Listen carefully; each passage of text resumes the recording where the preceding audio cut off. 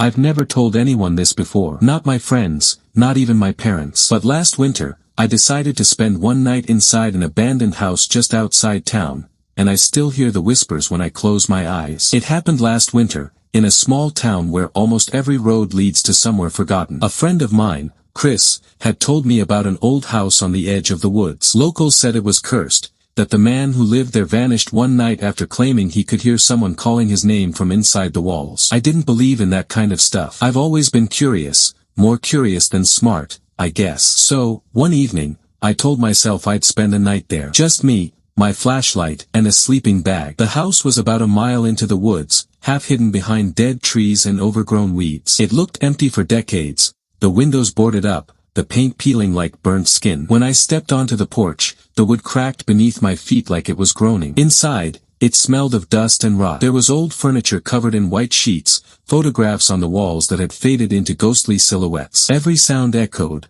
my footsteps, my breathing, even my heartbeat. I set up in what used to be the living room. I spread my sleeping bag near the fireplace, lit a candle, and turned off my flashlight. The silence was almost perfect, except for the wind outside. It was around midnight when I first heard it. A faint tapping sound. At first, I thought it was a branch hitting the window. But when I looked, the window was on the opposite side of the room. The sound was coming from inside the wall. Tap, tap, tap. Slow and rhythmic. I froze. The sound stopped when I moved. I told myself it was just an animal, maybe a rat or a bird trapped somewhere in the walls. But then, I heard my name. It wasn't loud. It was more like a whisper carried through wood and dust. Eli. That's my name. I felt my skin tighten. The air around me turned cold. I shined my flashlight toward the wall, half expecting something to be standing there. Nothing. Just cracked paint and dust. The whisper came again, closer this time. Eli, come here. I backed up, almost tripping over my sleeping bag. My mind told me to run, but my curiosity, it made me stay. I pressed my ear to the wall. There was a faint sound,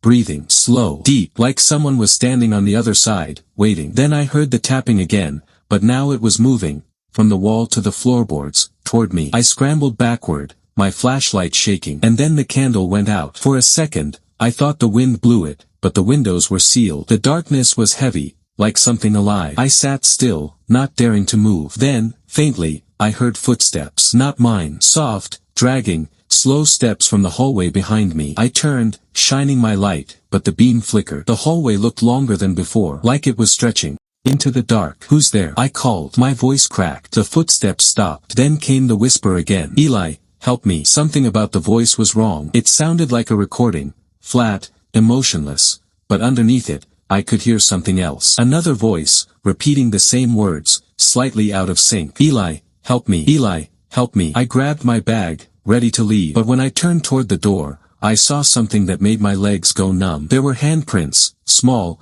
child-sized, appearing one by one on the dusty floor, leading from the wall straight toward me. I ran. I didn't look back. The front door wouldn't open at first. It felt like someone was pulling it from the other side. When it finally burst open, I stumbled out and didn't stop running until I reached the road. I didn't sleep that night. The next morning, I went back, not inside, just to the property line, to prove to myself it wasn't real. But the house looked different. The windows weren't boarded up anymore. Through the glass, I could see a light flickering in the same room where I'd slept. And for just a second, I saw someone standing at the window. It was me. Or at least, it looked exactly like me. Same clothes, same flashlight in hand, just standing there, staring back at me. Then the figure smiled, a slow, wrong smile, and the light went out. I ran again. When I told Chris what I saw, he just stared at me. He said that house had burned down 6 years ago. There was nothing there but ashes and a cracked foundation. But I know what I saw. Sometimes, when I walk past that road at night, I still see a faint orange light between the trees. And if I stop and listen, I can still hear it. Tap, tap,